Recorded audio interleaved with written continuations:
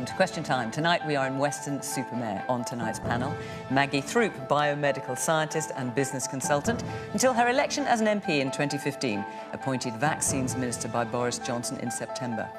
Labour's shadow leader in the Commons and a trained concert cellist, Thangam Debonair.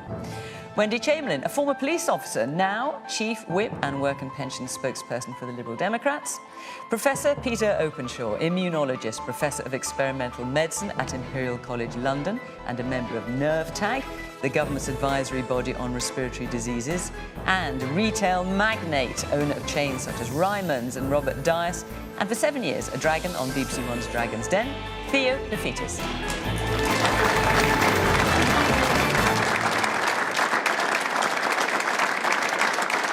Good evening, welcome to my panel, welcome to our audience here in Weston-super-Mare, and welcome to you watching at home. Do join in the conversation, get stuck in the usual way on social media at BBC Question Time, and we'll hear what you've got to say.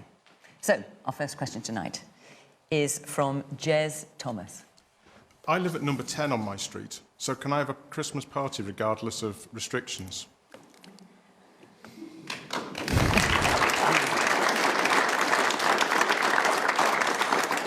Thangam.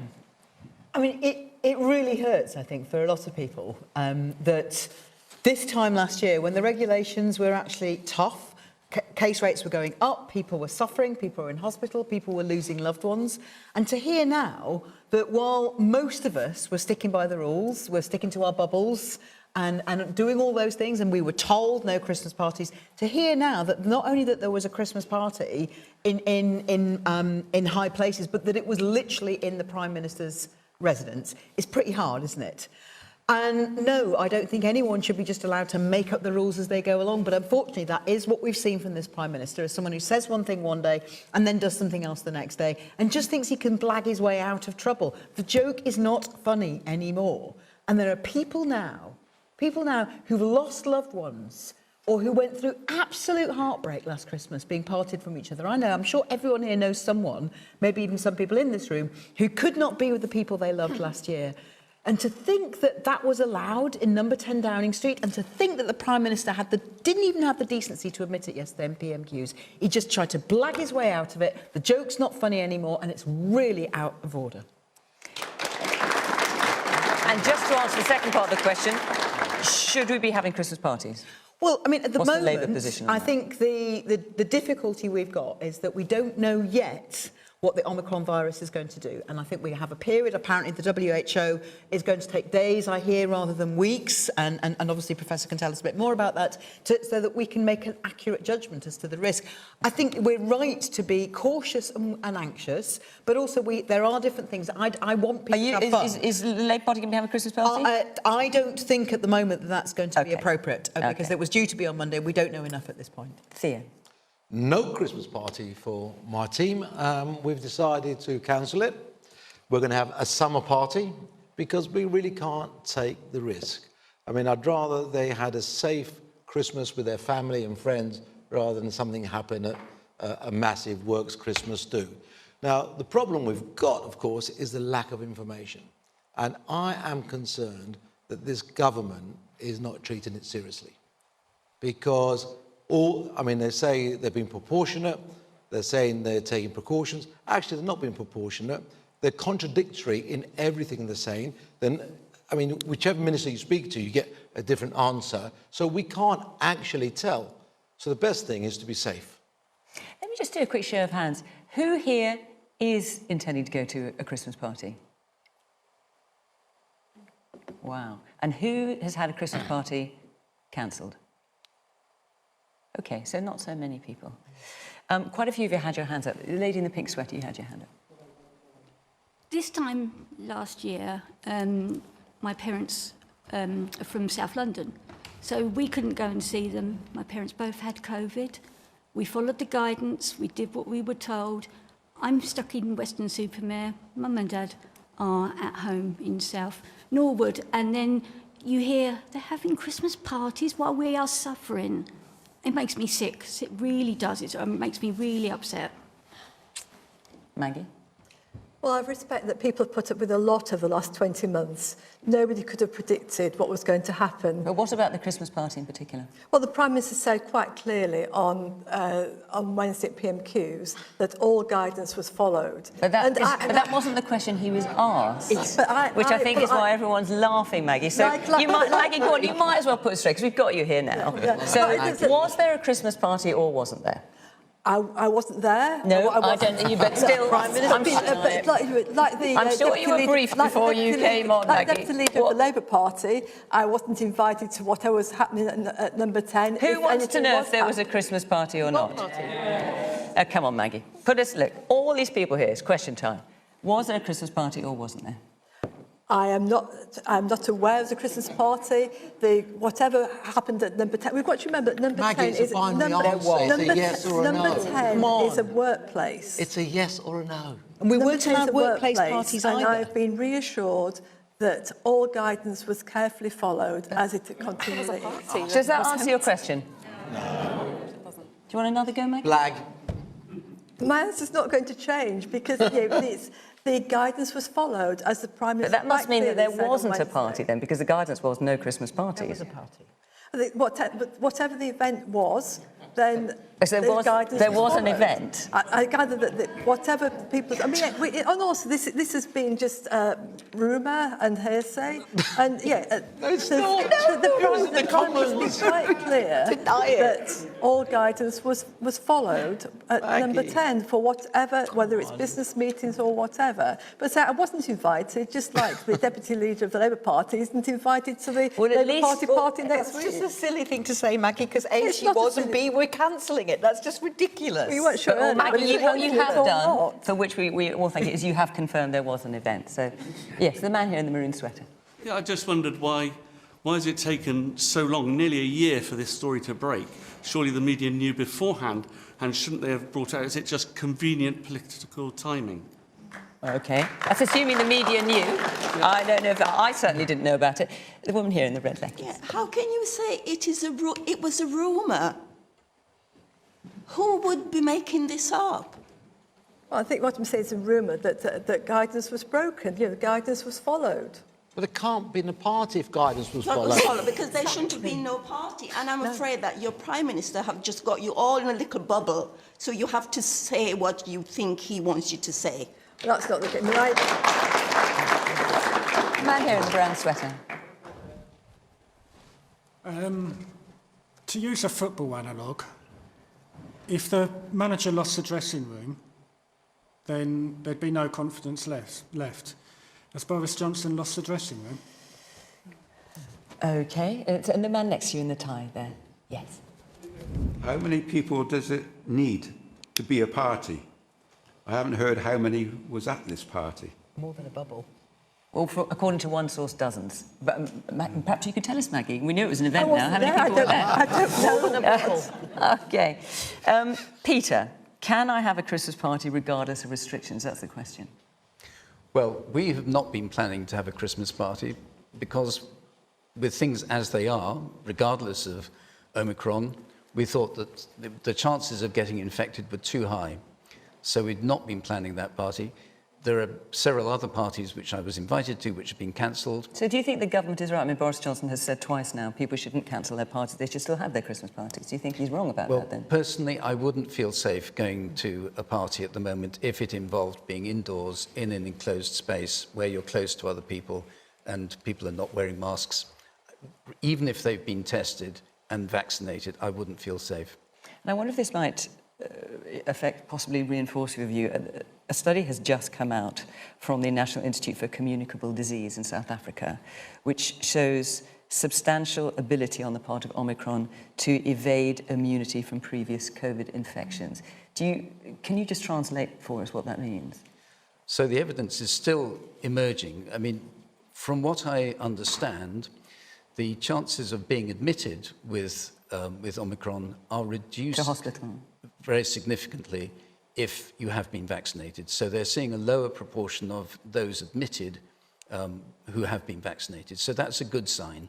The more serious end of the spectrum of disease seems to be reasonably well controlled by vaccination. But the more, the less severe end of disease is much harder to protect against with vaccination, because really you're telling the immune system that there's something there by injecting it into the muscle in your arm. The immune system doesn't know, it's got to concentrate on what's going on in your nose and your lung. And if this research is suggesting substantial ability to evade immunity from previous COVID infections, how worrying is that? I think we're all very worried. I mean, the number of changes in the genetic sequence of the virus is quite unusual.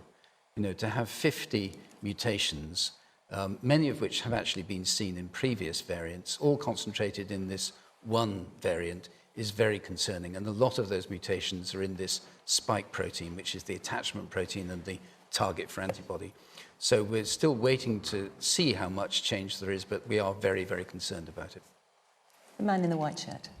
Given that the Works Christmas parties are looking to be cancelled and all these businesses will have now ordered their stock, their provisions for these, is there going to be any compensation or offer of recompense for these companies that have clearly shelled out for people to have their Christmas parties? What happens to them?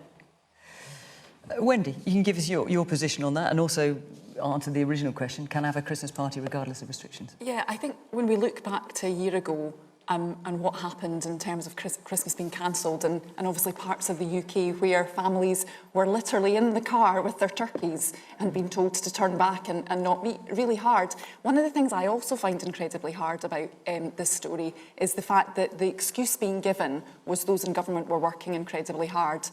Everybody was working incredibly hard. Those people in supermarkets were working incredibly hard. Our emergency services, both my stepchildren are serving police officers. They were working incredibly hard, enforcing the rules that the government had put in place. So to hear that those rules weren't being followed right at the heart of government, I think really does stick in people's craw. In relation to businesses, I think we do need a definition, and this is what we're looking for. We need clarity from the government. We understand, I think everybody understands that this is a fast-moving situation, but we need clarity. So when we talk about a Christmas party, what do we mean? Do we mean a gathering, as Peter said, in terms of a large number of people with no masks on? Or are we talking about still ensuring that Christmas lunches with small numbers of people that we have in hospitality settings can continue? We need that clarity from the government and we need it as soon as possible. And rightly, if there are cancellations happening or if there are further restrictions, yeah, it is a requirement for the government to step up to provide that support. Absolutely. Businesses are on their knees. Furlough has always been talked about as a really good thing, and it was, but it was costing businesses money in the latter stages. These businesses are indebted. Okay. Hospitality has been really hard hit, and it does need support. Man at the back in the hat. Hello, you're here. Yeah, it's quite nice to be invited to a Tory roast, so I'm quite happy not to have a Christmas party. But I think... I'm not sure anyone would describe it as a Tory roast, but okay, well, it that's your like view. It. Anyway, I wanted to follow on with Theo's point because I think it got lost. I work for Royal Mail and I've been clinically extremely vulnerable. So I've been banged up for 18 months at home with my daughter as well. And I think the one thing that really sticks is, my daughter's got massive anxiety. My partner has now as well. And I think the one thing about that is they've reintroduced the wearing of masks. So, I've worn a mask at work the whole time I've been back for a year. The fact is that people have slowly been getting used to, maybe I don't need to do it anymore, things like that. I think Theo's point is absolutely crucial because for all that time, for all that, recompense, compensation, furlough, everything like that, do you really want to chuck it down the toilet now and just say, OK, we can just kind of do it and have no clarity and just blag their way through it? As in terms of whether we can have parties or not? I think it's absolutely crucial that people can stay safe. Or why did I even go through that? What was the point? OK. The man here in the blue sweater. While I appreciate that there is a need for celebration for the Christmas, I believe even if the politicians give some sort of advice, there is an element of personal responsibility in terms of weighing up whether it is sensible for me to actually attend a party, when it's a party, or how many people. And if it is a small family get-together, it may be sensible, you may be in a protected bubble. Whereas if you are going into a bigger group in a restaurant or a pub, where there may be hundreds of people, I think there is a danger of infection. So be cautious, be sensible in your decision making. Okay. I'm going to move on and take another question from Paul Stephens. Hello, again. In light of the new COVID variant, do you believe that all non-essential travel should be postponed until spring, as more variants are likely to emerge due to the lack of vaccinations in many countries? Peter, I want to come to you first, obviously, with we know better than any of us here on the panel about COVID, about what we know about Omicron so far. These are really difficult questions to answer. We know that by the time we detect a variant, it probably is spreading. You know, by the time that we knew it was in South Africa, there were almost certainly cases on our shores already. I think the benefit of reducing the amount of travel, because it isn't completely abolished, of course, reducing the amount of travel will give us more time to find out more about how this variant behaves and how severe is the disease, what degree of protection there is. So the purpose of travel restrictions is to slow it down and buy time, but it's not going to stop spread completely. And do you think non-essential travel should be postponed until spring? I think there's a risk with any travel, and we need to take all precautions we can to stop spread during travel, which means a lot of testing, a lot of mask wearing during transport. And I personally would restrict my own travel as much as possible to what is absolutely essential. And you mentioned testing. Are you in favour of pre-departure tests, for example? I think that testing before you travel and testing after you've travelled are both very helpful in trying to reduce the spread. Testing is not infallible, but it certainly is a very good adjunct to reducing the amount of spread. Theo, should all non-essential travel be banned? We have got an economy to look after as well. There will be life after COVID, for most people anyway, as long as we're sensible. And, you know, we do have to get some grown up. And someone said about Tory bashing. It's not Tory bashing. It's called frustration from people who are the coalface, working in the economy, running the economy, worried about their colleagues. We need clear guidance, and we can't just have nonsense and spin when people's lives are at stake and the economy and the future of our children are at stake. And all we're getting is Peppa Pig and spin, and that just is not good enough. I'll come to you in a moment, Maggie. Let's hear from the young man at the back. Just on Theo's point, I think it would be really interesting to listen to an economist talk about the pandemic, because as much as we have lots of views from scientists, it would be quite interesting to listen to an economist, because health and the economy are really interlinked. But well, we have plenty of economists on the panel throughout the series. We don't have one tonight, but we do have Mr. Retail here. Apologies, I meant in a wider context. But given that we don't know very much about the Omicron variant, could it prove to be our way out of the pandemic if it proves not to be very deadly? Could we get out through inoculation? OK, I might come back to you on that, Peter, if I may. And there was someone behind you. Yes, you want to ask a question? With the original question back to will we be allowed to travel to other countries, I've got a trip booked for New Year's to go to Amsterdam. I don't know if that's going to be cancelled. If I had to pay for the flight, I had to pay for my passport.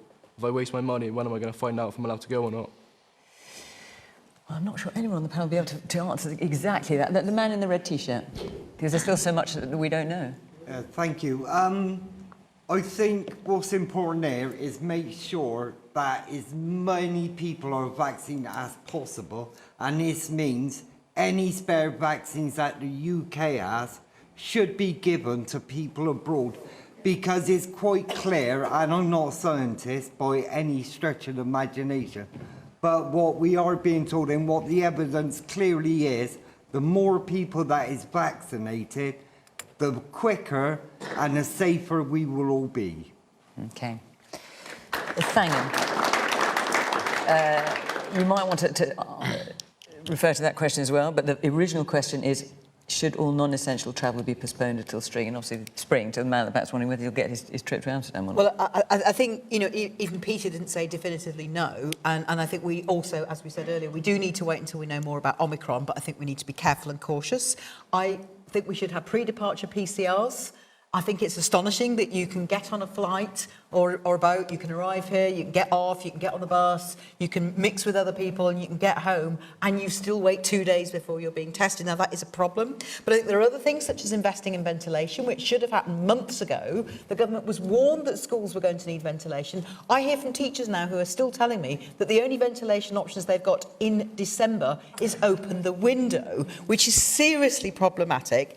But we also need to remember that the economy, and we've had questions about the economy suffers if COVID runs rampant as well. So, you know, it's not a simple case of if we shut things down, the economy's damaged, therefore we shouldn't shut things down. And I don't think that's what you were saying. But I do think that economists, and when I've read economic briefings, that's some of the complexities have come out in that, which is we also can't afford to have the economy shut down because everybody's sick. And what about sending more vaccines abroad? Well, absolutely. And I think it's astonishing. You know, Labour's Gordon Brown said last year, we need an international partnership to make sure that people are vaccinated everywhere. Look what happens when we don't achieve that. The government said they were going to get 30 million vaccines sent abroad by the end of this year. My understanding is it's only 11.5 million doses that have gone out so far. And shamefully, in August, 600,000 doses were thrown away because they hadn't been distributed. Now, that's not good planning. It's also not sensible because none of us are going to be safe from this virus until the entire world has got a grip, and we're going to have to help each other. It doesn't benefit us just to hoard all the vaccines. Yeah, the man here in the front in the blue shirt. Is it time to make vaccinations compulsory? Is it time to make them compulsory? OK, let's hear from the man in the grey sweater and the glasses in the middle there. Hang on, we'll just get a mic to you, sorry, it's a bit tricky. Is one of the problems that we don't actually know. So, for instance, over the past 12 months, I've booked 3 trips to Poland. Every single one was cancelled. One of them wasn't, because had I gone, I'd have had to do a fortnight's worth of quarantine, so I cancelled it myself. The rules are changing every couple of days, so you've got to wear a mask. You don't have to wear a mask. You can go in shops. You can't go in pubs anymore.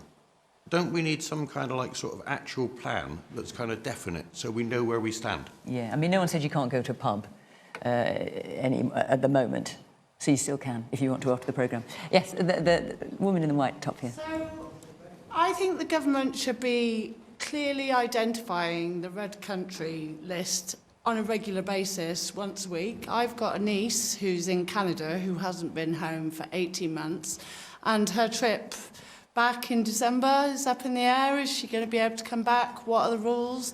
And it's not clear on the government website? No, and it changes. So I think they should perhaps every Monday or Tuesday or whatever day of the week provide a regular update to the travel list so people have at least a week to organise cat care, dog care, childcare. You're talking from personal experience here about the cat care. Yeah. Right, OK. So, yeah, I think it should be on a regular basis. Maggie. So the question is from Paul, do you believe all non-essential travel should be postponed until spring? We've had a lot of other questions about the number of vaccinations that should be sent abroad, about making it clear which countries are and are not on the red list. I don't think we should cancel travel and essential travel until spring, not at all. I mean, we took swift and decisive action to put 10 countries on the red list very, very quickly. And people now who've been to those countries have got to go into managed quarantine. So we are stopping that infection coming into the UK. And what about Peter's point about testing? I mean, Labour's point is about PCR tests, but Peter talked about the value of testing before people get on a plane. I think we've got to take a proportionate and a balanced approach, and I think that's one thing that we're doing. And it's the way that we took very swift action. We didn't wait for the next general review, and obviously the red list is reviewed on a very regular basis, and we'll have no hesitation in putting any more countries onto the red list should it be necessary. I think with regards to the economy, we do need to keep the economy going, and that's why we mandated for face coverings just in shops and on transport, and not to go wider. That doesn't make sense, does it? It does You're make a scientist. sense. Maggie, you're a scientist. You know that's nonsense. You look at other places, other venues, and the gentleman talked about the pub. People can still go to the pub, but when you're in a pub, you tend to be drinking or drinking and eating. You're normally and you sitting can't wear down a next face to somebody for half an hour, 10, 20 minutes. When you pop into a shop, you're popping in quickly. Why would you then put masks on when you go into somewhere quickly, but where you're going to be sitting next to someone for possibly hours, the whole group of unventilated premises over Christmas, cheek to jowl, you don't have to wear a mask. I think it's very hard that you can drink with a face covering on, but the best way that we can protect ourselves and travel and keep our economy going is for everybody to get boosted. As the gentleman said, the value and the power of the vaccination programme has been incredible.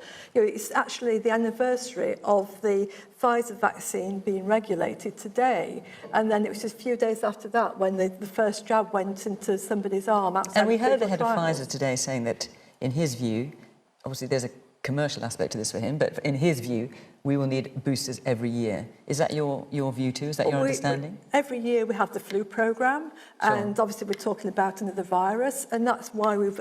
So do you think we will need boosters every year for COVID? What we've done now is pre-ordered vaccines for future years. I think it's something right. I think the public would expect us to be prepared for future years. It would be wrong of us not to be prepared. It really would. But can you say whether we'll need them every year or not at this stage?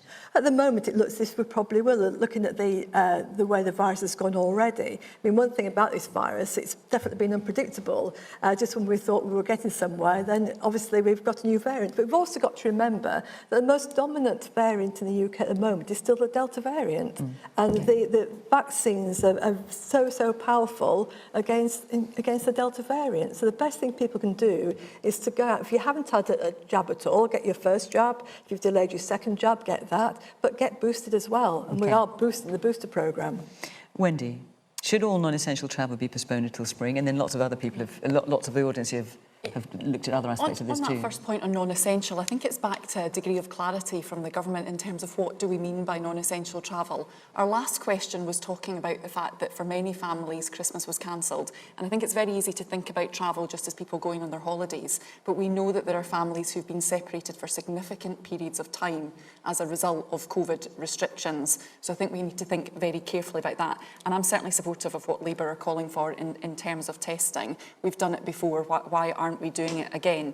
In terms of vaccine access, again, we are sitting on, it really is showing the divide between the developed and developing world in terms of, yes, what we are doing here. There is no question that, it's not a case of should we be boosting and should we be providing vaccines abroad, overseas. We can do both of those things. But the other thing I would say is not only are the developing countries behind in terms of vaccination, the UK government has cut its AIDS budget as well. In my constituency, St Andrews University had a direct cut to one of its programmes that was helping countries in southern Africa in terms of COVID preparations. So we're pulling the rug out from under them, trying to actually work for themselves as well. And the final thing is, the SAGE minutes tell us that actually the best way of slowing the spread of COVID currently is to return to working from home. For those who are able to do so that those who can't can therefore then carry out their jobs, their essential jobs, in more safety. So the Liberal Democrat policy is for everyone to work from home, is it? Where it's possible for them to do so, absolutely. OK. Peter, can I just come back to the question that the man asked at the back there, in terms of, I'm going to paraphrase, forgive me, but could, we know, there's lots we don't yet know about Omicron, but could it turn out to be a blessing in disguise if it is something that doesn't cause particularly serious illness, but does boost our immunity? Well, it's a very, very interesting question to those of us who are virologists.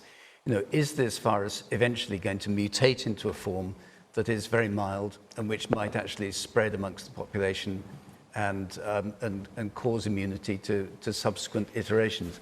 So it is a theoretical possibility. We don't know whether that's going to happen. I think the news so far that we've got on this new variant is that it isn't especially mild. We are very concerned that there is significant disease. There have been examples with animal coronaviruses of them evolving just in the way that you describe and actually immunising en masse. Can I just pick you up on that, Peter, for a moment? Because the initial reports coming from South Africa were that, and it was only one report, but from Ms. Coetzee, who's a professor in South Africa, as I understand it, who has personal experience with these cases, was saying that on the whole they are mild. But you're saying that they tend to be on the severe end then? No, I think we need to know more about this. We've had descriptions from people involved in primary care to say that they're seeing a lot of mild cases, but we've also had descriptions of increased case numbers in hospitals, and we don't know what the balance is. We need to know more information before we can be sure about this. Okay, thank you. So useful having you to answer these questions, Peter. I'm going to move on, take another question, but before I do, I just want to tell you where we will be next week, which is in Hendon, with former politician and, of course, train geek these days, Michael Portillo, and actress of stage and screen, including the Netflix hit Bridgerton, if you're watching that, Adjoa Ando. And the following week, we will be in Stoke-on-Trent. So if you want to come along to either of those, Hendon or Stoke-on-Trent, go to the Question of Time website, follow the instructions there, and you can come and be part of our audience. We'd love to see you. Right, let's take our next question now from Ashley Parkinson. Isn't it time the UK and France put their political spats aside to prevent any more migrant deaths from treacherous channel crossings? So, Maggie, I want to come to you on this. So there seems to have been some rather intemperate language. The French, President Macron, is reporters calling Boris Johnson a clown, un clown, I think he would pronounce it, and a knucklehead. Obviously, the government sent a letter to President Macron, which they took much umbrage at and disinvited the Home Secretary to a meeting. Can this be sorted out? Well, I do hope so. First of all, my thoughts must be with, I'm sure as the whole audience tonight, with the loved ones of those people who sadly lost their lives. And they lost their lives because of criminality. And it's that criminality we need to stop. But you talked about the letter that went last week, and that letter had already gone through all the formal channels.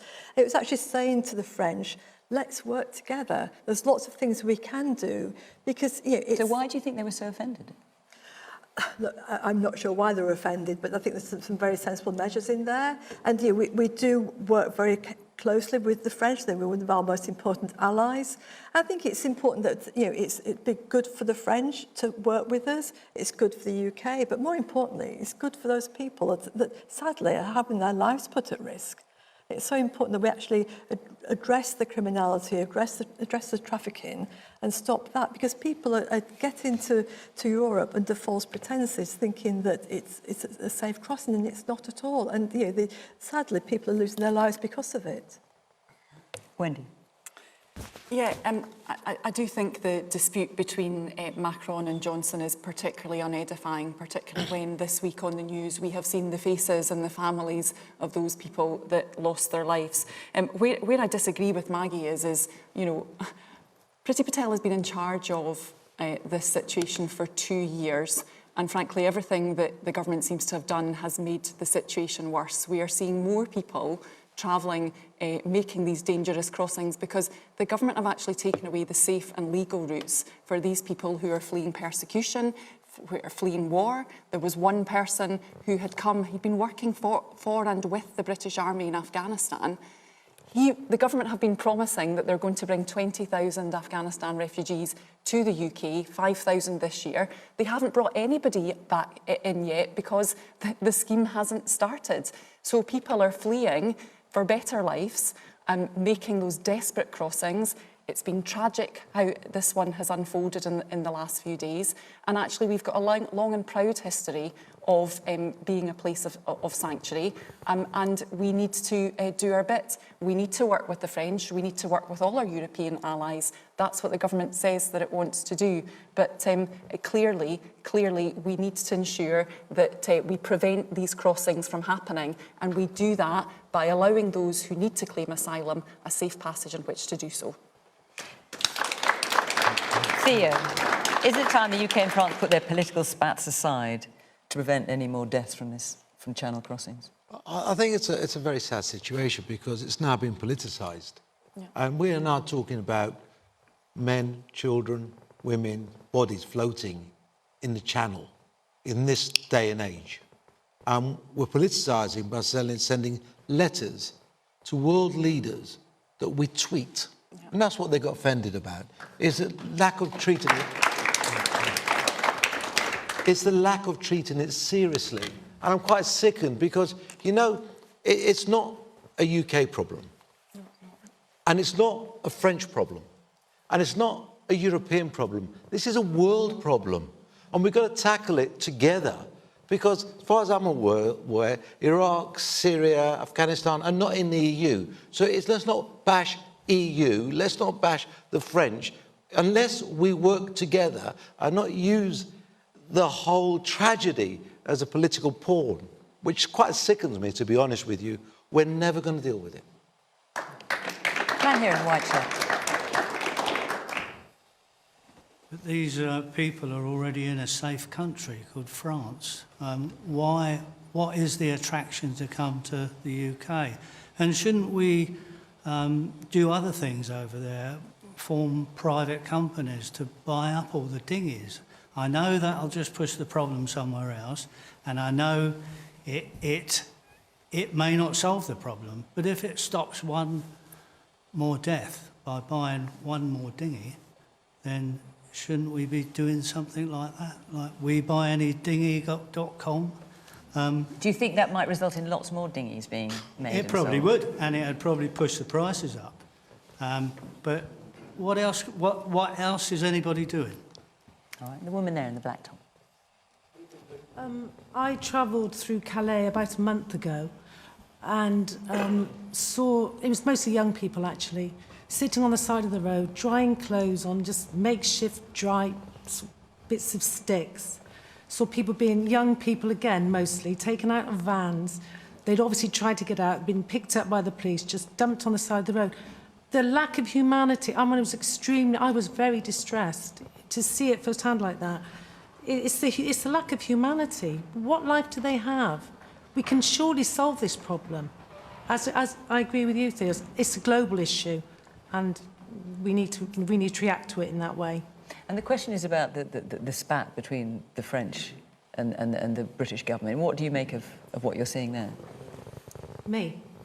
Well, I think it's bigger than that. I think, get your heads out of the sand. Act like, it's lack of integrity, referring back to Maggie and the party. I am sick of the lack of integrity amongst worldwide, actually. Let's just be human and think of it in that way. These are people that want a life. They have no life. Okay, the man here at the front.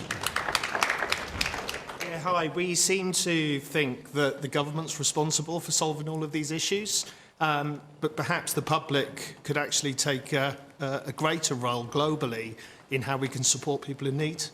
And how do you see that?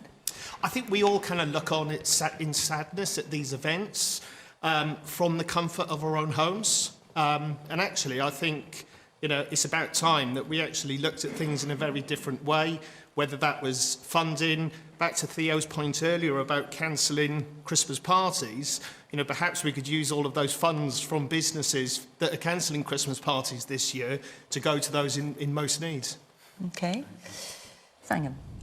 Well, first of all, in straight answer to Ashley's question, is it time for them to put their personal spats aside to save lives? Yes, absolutely, of course it is. It's unedifying in so many ways. And as well as the Channel crossing tragedies, there are other reasons why the French and the British need to be able to get along. We need to fight climate change, we need to fight counter-terrorism. There are all sorts of other reasons to do that. To come back to safe and legal routes, which Wendy mentioned. Now, people have asked, what could we do? And the gentleman mentioned, we can't just hand-wring. Well, there are things the government could do right now. First of all, they could reverse the atrocious cuts to overseas development aid. That could be done straight away because it benefits everybody as well as the people who directly receive it. We could work upstream with partners in other countries about how we try and protect people from evil, vile traffickers. And they are evil, vile traffickers. But Maggie, I'm afraid, is quite wrong when she says that it's the traffickers that cause the problem. The problem is war, conflict, persecution, and the lack of safe and legal routes.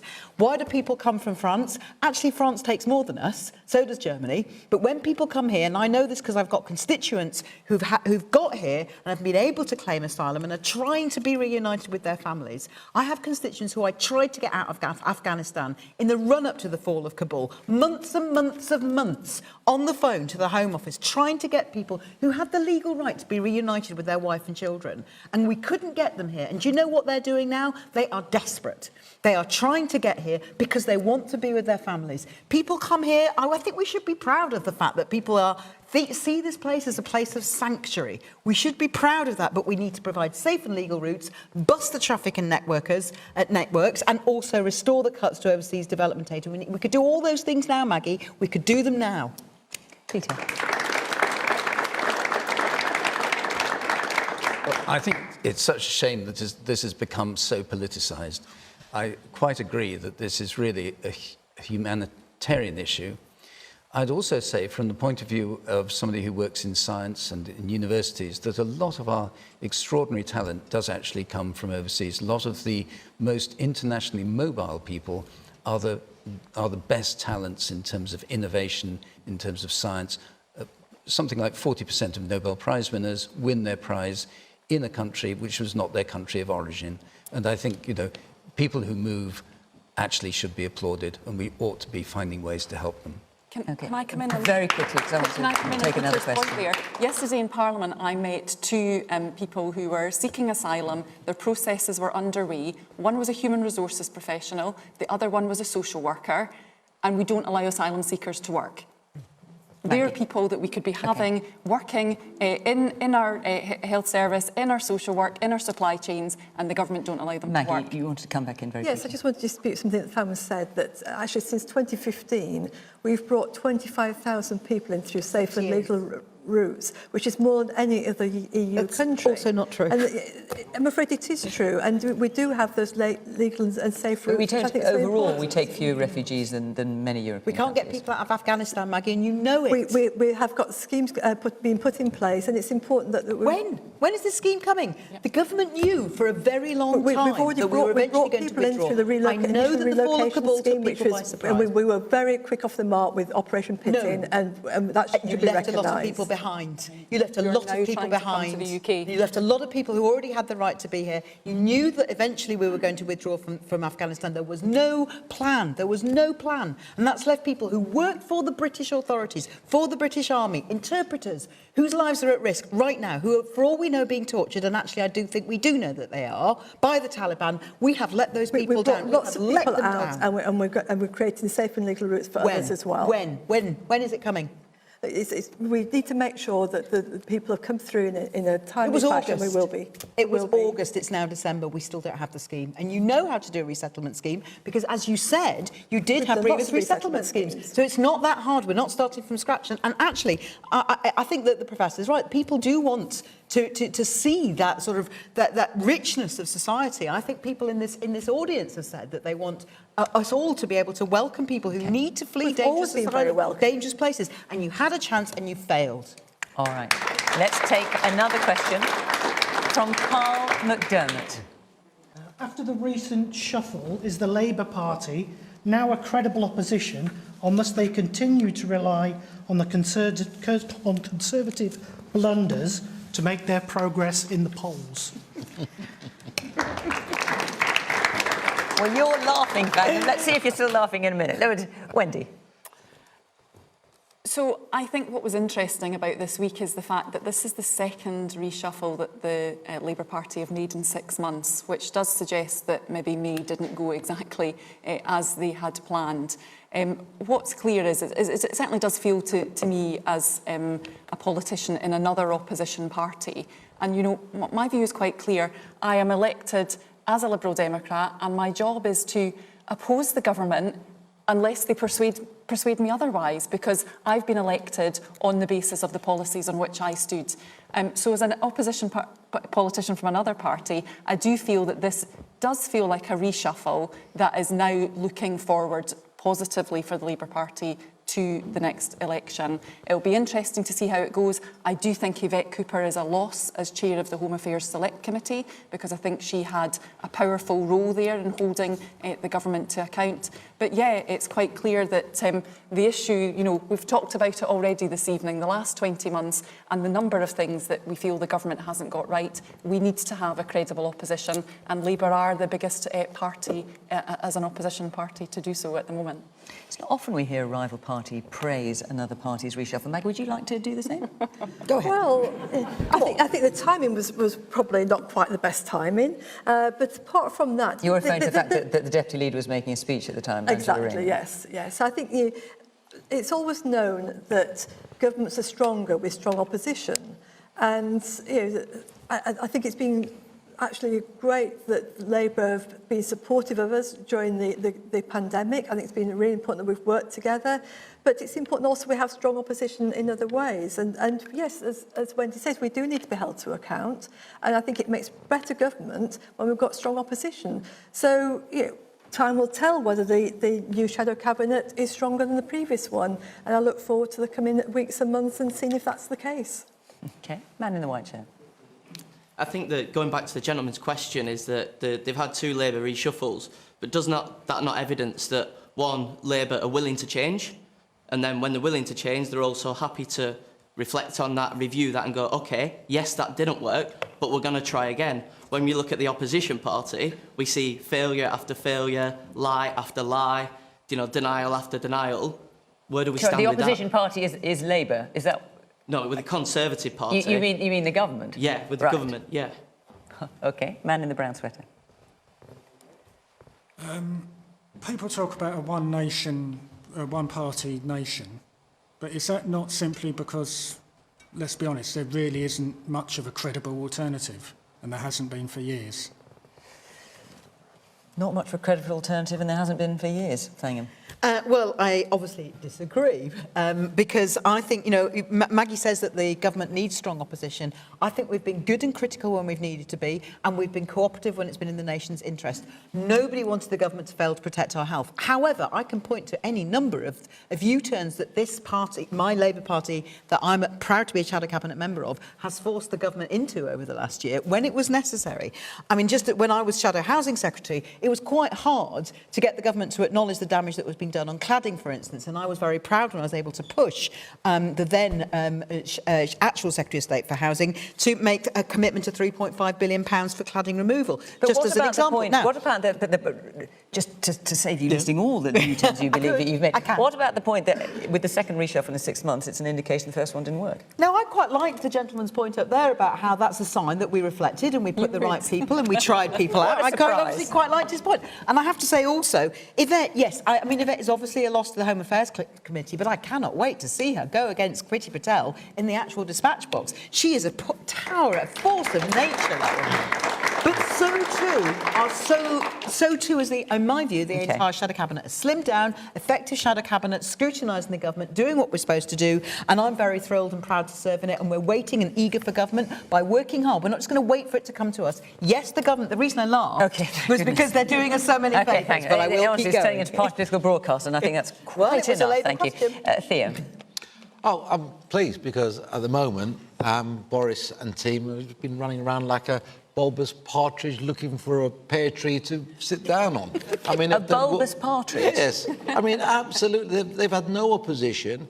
I mean, it's become, it's been acting like an emperor. As far as I'm frustrated, is because I live in the real world, and I really do feel this government has to pull itself together now. Lost touch with reality, spin has taken over, and we do need strong opposition to keep them honest. And do you think they now look like a credible... Does Labour now look like a credible opposition? Sorry? It's beginning to. I think Yvette Cooper coming back, I think, is a big, big positive to the Labour Party. And I think, as you quite rightly say, I think the more good centralist Labour members that come into the cabinet, the shadow cabinet, I think it will make them stronger. And who knows, one day they might have a chance of being electable again after the last debacle. Peter. Yes, I think an interesting question for us is whether those in government, those in the civil service, would actually be better served by having more of a science background, more of a STEM background, more of a university education. I think at the moment there are more people with a classics degree in the cabinet than there are with a science degree. And that to me is a bit strange, because I think that training in science is a really good background in logical thought. But isn't that because scientists don't want to be politicians? They're I mean, probably, certainly, when I ask yes. the scientists in my family, when they say exactly the same thing, haven't we got a scientist here? Mostly they don't, but Maggie's a wonderful exception. Okay. There aren't many, because they mostly don't want to. They like the science. I'm going to take... Really broad spectrum of backgrounds, so that's important. I would agree. I'm going to take another question from Dave Morgan. Hi. Like many other parts of the UK, Weston-super-Mare's High Street is a shadow of its former self, with loads of boarded up shops. So what can we do to revive it in a post-COVID world? Thea. Wow, I drove past, well, I didn't drive past, I walked back as pedestrians to the local Marks and Spencer's, which is just now another dead shop. But the power is there. The power is there for the local authority to do something about it. So what can they do, Thea? Well, they can revitalise areas of the town by investing in the town. And at the moment, when I walk past some of those areas that we just spoke about, I don't know when a penny was last spent on it. And they need to start thinking forward, what's going to attract people there, look at planning, looking at support, and putting in place an ecosphere that makes the high street, especially here in Weston-super-Mare, far more active. We've seen some great developments on the seafront and with your wonderful pier and everything else, but you do need to worry about the local economy as well. It's not just about tourism. It's about investment that goes through for 12 months of the year, not just that summer period. Yes. You put your hand up. Yes. I agree. I think what we need to do is to not bring in these knee-jerk reactions to, like the virus now, Omicron. You know, you've got to wear a mask. It seems ludicrous to me. It seems to be an overreaction, which means that people are naturally going to go insular. They're just going to stop themselves from going out because they don't want to go to the local high street in case they catch something that actually... But this is a pre-pandemic problem as well in terms of shops closing on the high street. Yes, it is. If you look at business rates now, business rates is in some cases more than the rent. Now, you can negotiate with the landlord and say, look, I'm not going to take this shop unless you reduce the rent. You can't negotiate with the local authority on rates. And that's something that they really need to look at and get realistic about. Otherwise, you'll see a lot more stores emptied out. When Marks and Spencer's move away, everybody else moves away as well. Okay. The man in the red sweater there in the middle. Yeah, I agree. I think that, you know, business rates, rents, they're just too high. So if someone's thinking about starting a business, we should be supporting them by reducing, rent and rates and helping them. Well, the Chancellor did say he was going to review business rates, and sadly, yet again, another Tory Chancellor kicks it into the long grass. Yeah. Man there in the shirt and tie. I used to live in a Victorian, Edwardian residential area. If you looked around, you saw a lot of the corner houses once had a shop. Supermarkets came along, finished them. So the supermarket started raining. Then the out-of-town malls came with free parking. People started going there. And then the internet came along. People started on internet. And the nail in the coffin is councils charging for you to park. So nobody has the need to go to the high street nowadays. Western Centre used to be beautiful. It's gone to the dogs now. Okay.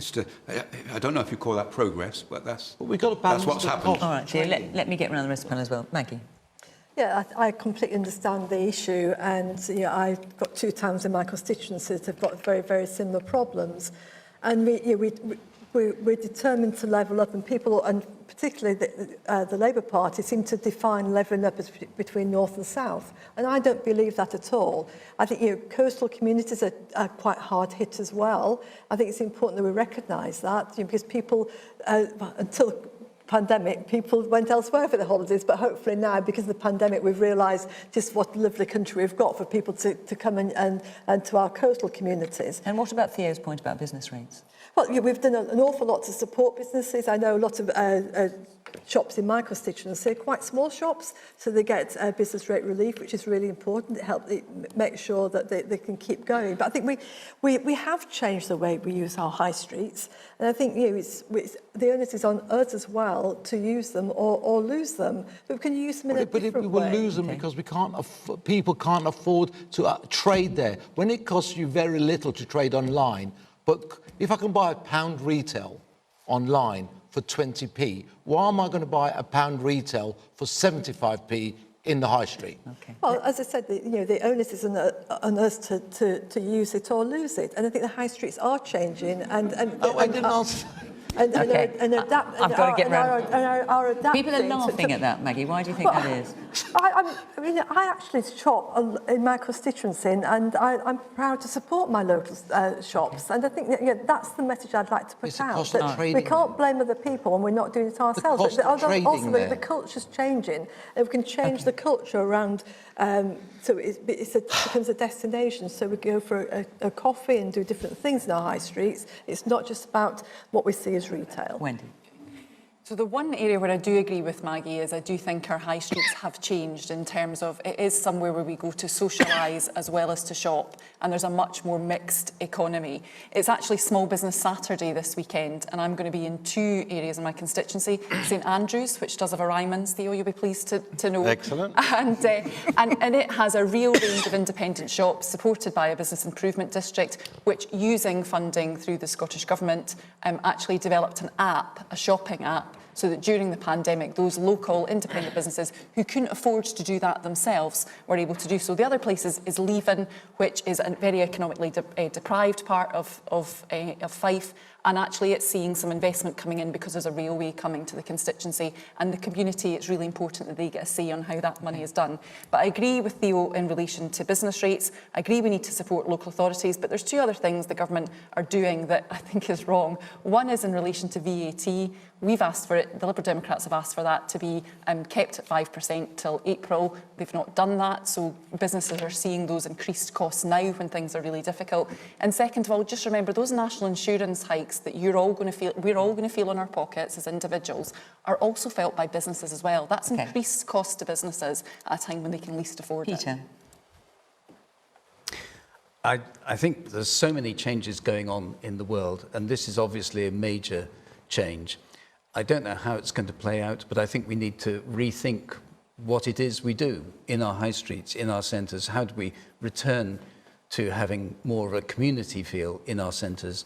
How we do that needs a lot of thinking, and I don't think that's an issue which I'm competent to speak about. Okay. Peter, can I just we've got about a minute and a half left, and if I don't get to Thangam, as much as we want to hear from you, I've got to let Thangam answer this question as well. Well, I'm going to try not to say anything anyone said or already said. So I would say we need to sort out the tax system so the online world and the offline retail world have got some sort of equality to trade on. We know this.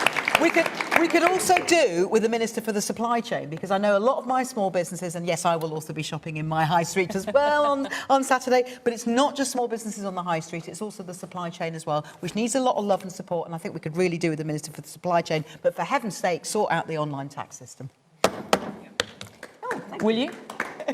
I'm sure the Chancellor will be watching this tonight, and I'm sure he'll get the message.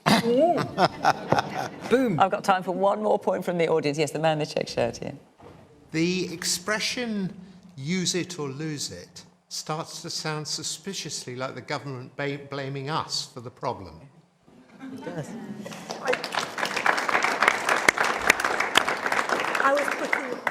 That's how I see it, in that I know that if I don't use my local shops, then we will lose them. It is a community which I'm willing to support.